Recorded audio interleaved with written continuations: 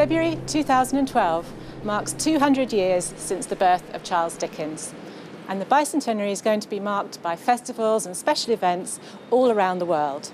Also by a huge number of new publications and studies about one of the finest and most prolific writers in the English language. My personal birthday present to Dickens is my new novel, a murder mystery inspired by what I think is his masterpiece, Bleak House. Bleak House is Dickens at the peak of his powers. It's a wonderful, gripping story, it's a biting social commentary, and it's a vast panorama of 19th century London, from the highest in the land to the lowest and meanest living on the streets. Now, if you know your Charles Dickens quite well, you'll also know that that was a title that he came to quite late in the day. He had several others in mind as he was writing the book. One of these was The Solitary House, which is the title of my book in North America. And another was Tom All Alones, which is the title of my book in the UK. So why Tom All Alones? In Bleak House, Dickens writes about a squalid slum in the centre of London, which he considered to be a symbol of everything that was wrong in British society at the time. It's a miserable tenement with people huddled together, diseases rife, and there's a half-derelict graveyard where some of the secrets of Bleak House turn out to be buried. I've taken this as my inspiration, and the opening scenes of my novel take place in the same slum and at the same rat-infested graveyard. Tom All Alones was never a real place name, but it was a real place, and it was located roughly where I'm standing now, between the Tottenham Court Road and Covent Garden. There's no slum here now, and the graveyard Dickens talked about is long gone. But I can still imagine what it might have looked like all those years ago, as I describe it in my book.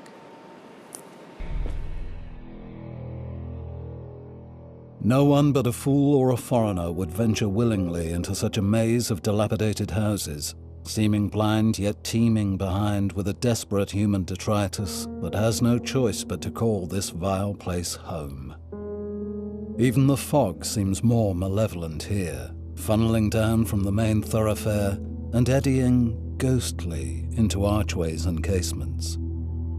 Half a dozen times in as many months, the ground round here has been shaken by a sudden crash as one of these structures has subsided, throwing a tower of dust into the dirty London air. The last was barely 3 weeks before, and when the scavengers moved in to rake the wreckage, they found more than 24 bodies, men, women and children, huddled together for warmth, half naked, in a room less than 15 feet square.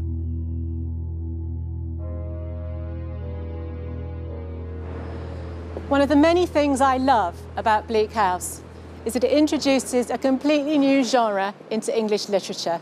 It's the very first detective mystery story. My novel also has a brutal murder at its heart, and I've constructed it so that the events in my story run parallel with those in Bleak House. At certain points, the two stories converge, and we see characters from Dickens' novel in mine, in the crowded dining houses and pubs and omnibuses of the noisy London streets. Some of Dickens' characters also play a more important role in my story, and one obvious example is Inspector Bucket, who is Dickens' detective and based on a real-life man. My own detective is a young man called Charles Maddox, who's been unfairly dismissed from the police by Inspector Bucket himself and is now trying to establish himself as a private detective. Quite early in the novel, he comes to live here, in Buckingham Street, which is just off the Strand, and in 1850 used to run all the way down to the banks of the Thames. The reason he comes here is to be near his elderly great-uncle, and anyone who's read Murder at Mansfield Park will recognise that great-uncle straight away as the original Charles Maddox, the Regency thief-taker who solves the mystery in my first novel. But Maddox is an old man now, and prey to a terrifying disease that his doctors don't understand, and which leaves him perfectly coherent one minute, but erratic and angry the next. But when he is lucid, there's no finer intelligence in London, and no one with a greater understanding of the criminal mind. And young Charles will need all Maddox's insights if he's to solve the terrible secret at the heart of my book. Buckingham Street may still look pretty much as it did in the 19th century, but you certainly can't say the same for where I am now. Seven Dials is now a chic shopping area filled with fashionable restaurants. But in 1850, it was one of the most dangerous areas of London, filled with drinking dens and the haunt of thieves and whores. Charles comes here in the course of his investigation, on the trail of a man who's been sending anonymous and threatening letters to an eminent banker called Sir Julius Cremorne. And who has commissioned Charles to find this man? None other than Mr. Tulkinghorn, the formidable lawyer of Bleak House.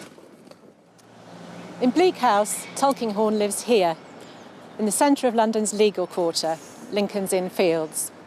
Dickens never says which house it is he lives in, but I've chosen to have his home in the building behind me that was once owned by the architect, Sir John Soane.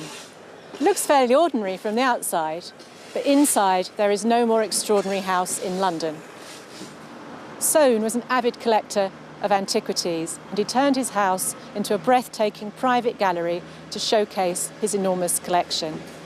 The scenes I've set here are some of my favourites in the novel, and I think you'll understand why. Objects stud every surface, every wall, every shelf, as well as every passage and alcove within view.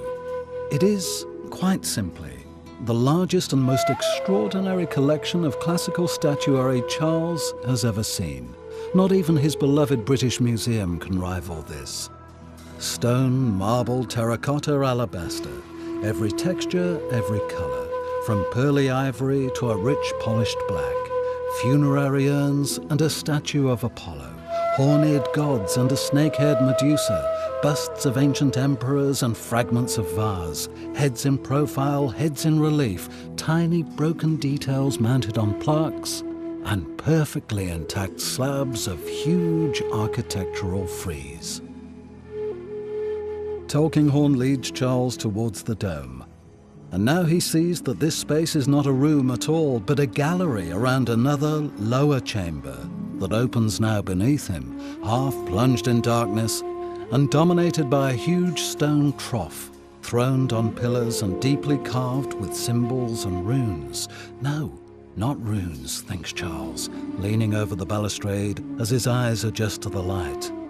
Not runes, but hieroglyphs. And it's not a trough, but a sarcophagus. An enormous, perfectly preserved Egyptian sarcophagus. Dickens says nothing about Tulkinghorn being a collector, but there's nothing in Bleak House to preclude it either. So from my point of view, it was one of those wonderful moments when my imagination could engage directly with his. One of those opportunities to explore some of his most compelling characters and address some of the questions that Bleak House leaves tantalisingly unanswered. So my book is in part a homage to what I think is one of the finest novels ever written. But it's also a story in its own right, with its own characters and its own mystery to solve. So if you've never read Bleak House or any Dickens, it really doesn't matter. Plenty of people have enjoyed my book simply for a good old-fashioned murder mystery, evoking the sights and sounds and smells of 19th century London. So come with me and I'll be your guide to a dark and sinister Victorian underworld that Charles Dickens knew but could only hint at.